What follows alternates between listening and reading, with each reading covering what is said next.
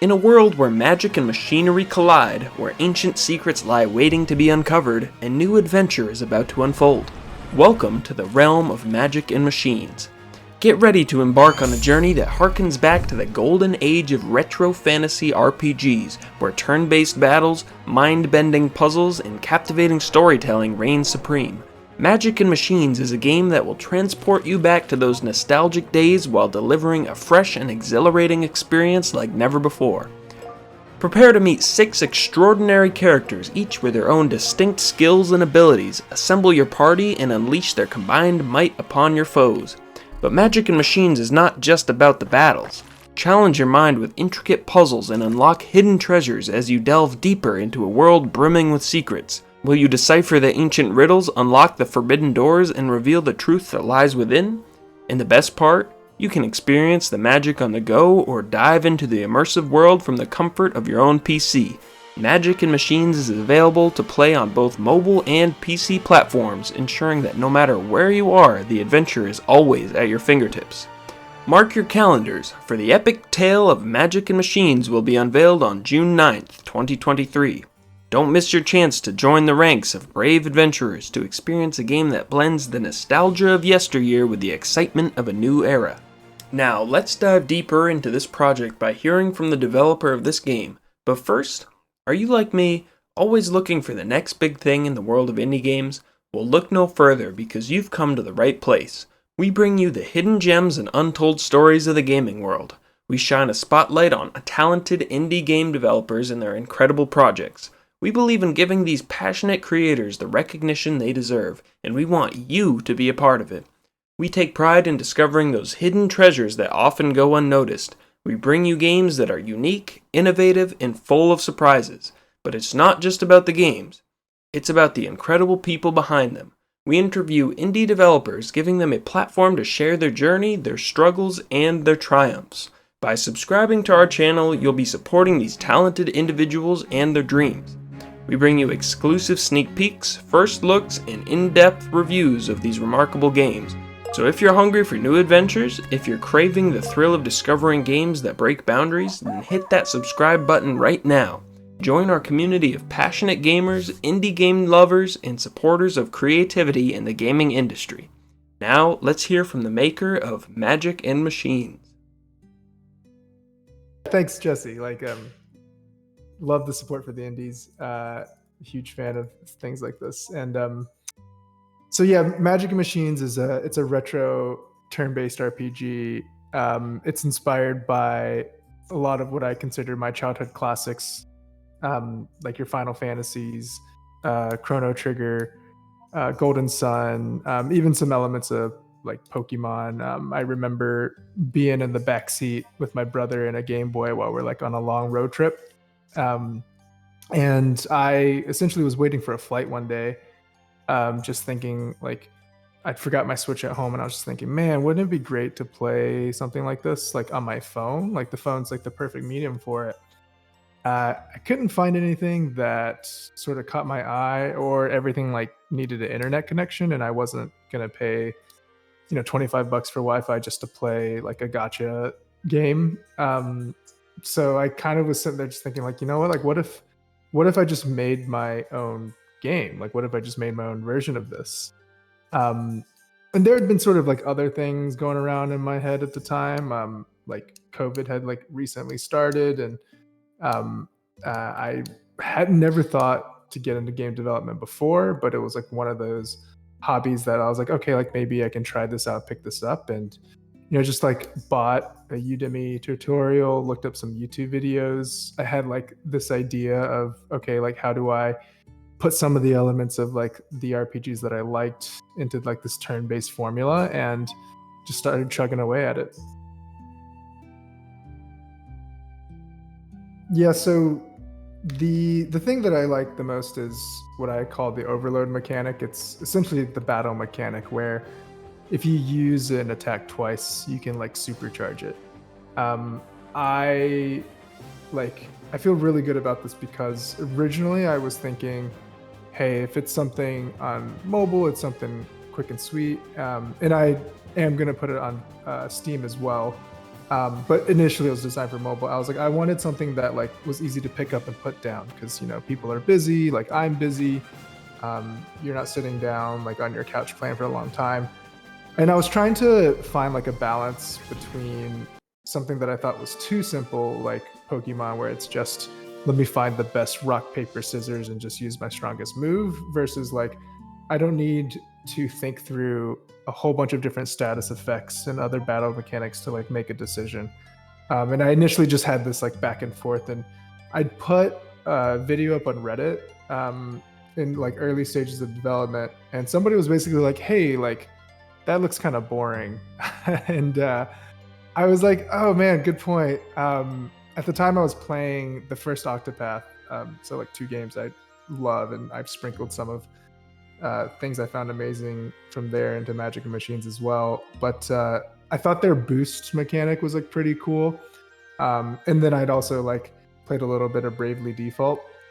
And from there I was like, okay, like how do I make a simple version that you can pick up like very easily, but then also feels like kind of powerful, like it feels good. And it came to me like pretty quickly, kind of by accident, when I was like, oh, like what if I just tried this out? Like you get these 2 charges and then you can like power it up. And I then like took elements from like things that you might find rare but still exists in other things I thought were cool. Like because if you supercharge like say a damaging attack, it makes sense that it damages more. But like what does supercharging a heal do? And that became like, oh, what if you can heal past your max health or things like that? So I was like, hey, like I actually think this might be pretty cool. I put it in there and put it in front of some of my friends, and like for them it was like, whoa, like I don't know this change you did, but like this, I mean, well, they of course they knew when they played it, but they were like, wow, like this feels so much better. So I thought like this was a nice balance of something that has enough mechanics to make you like feel good about what you're doing, but not too much so that it's not overly complicated and like people can pick it up pretty well. Yeah, I mean the whole thing has been such a amazing learning experience and such a challenge. I feel like if you asked me in different stages, my answer would have changed. Like early on, it would have been so much of like the development. Like there's like a Unity tool where you can like click best fit for like one of the older text components, and like that thing took me like a week to debug because it broke my game and it was just like one checkbox. But like you asked me today, and it's like, man, the biggest challenge is marketing. I just didn't like I went into this with nothing, so it ends up becoming everything is just so like all inspiring but also humbling. And like you go into marketing and you're like, okay, like what's this marketing thing about? And you realize that you should have started everything a year or 2 ago. Like people are like, there's a reason why people are putting up Kickstarters, or there's a reason why people are putting up devlogs. And like I didn't know what a devlog was until I was basically done with my game. um, so it's one of those like it's the challenge that's most pertinent for me right now, and it's also the one where I'm like, okay, even when I finish this, the thing I've probably learned the least about so far is like marketing. There's so much more for me to like understand and experience there. Finding out like who my target is, and like figuring out like how to reach them, and like figuring out the right messaging, like how do I even describe my game, like all these things. It's been interesting because I feel like I'll see other people's games and I'll think like, man, I feel like such a fraud.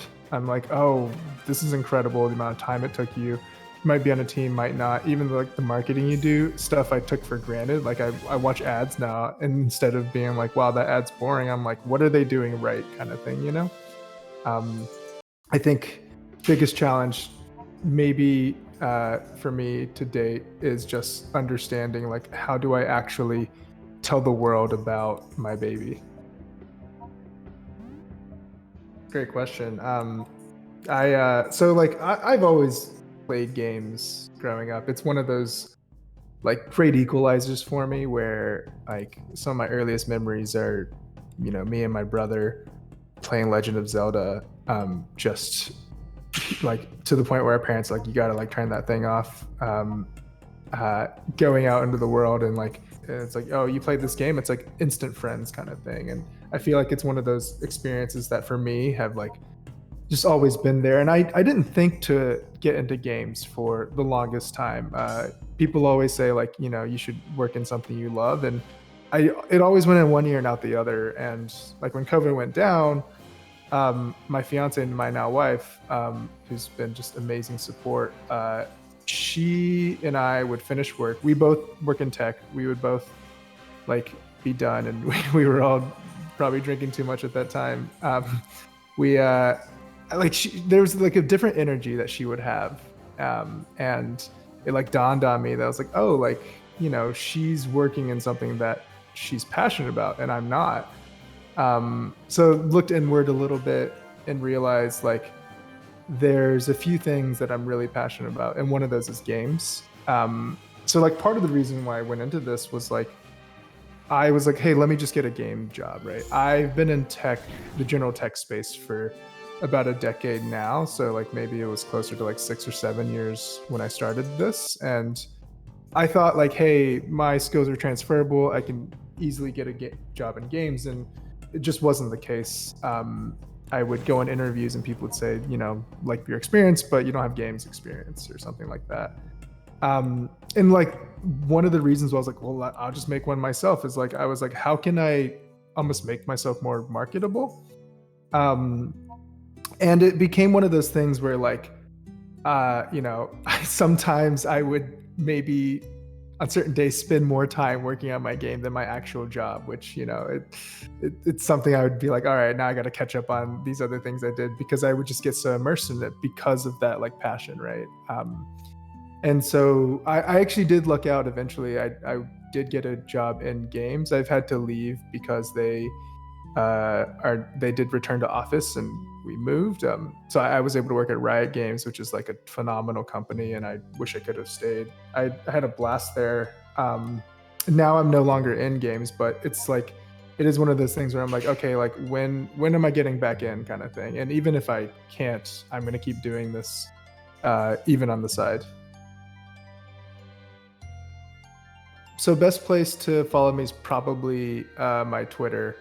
The handle is LittleBearStudios, so LIL Bear Studios. And I also have YouTube and TikTok. I don't post there as much often, and a website which I think is just more for the broad brushstrokes of like, you know, when I have assets ready for a game, it's like and more polished up, I'd post it there. Twitter's going to be the most active one. Magic Machines is going to be on Steam and mobile, so iPhone and Android users will have access to it, and you know, PC players, if you want to try it out on Steam, there's a demo there as well. June 9th. I'm it's the nerves are definitely getting to me. So I hope that you know, I plan to make more games in the future, and I hope we can stay in touch.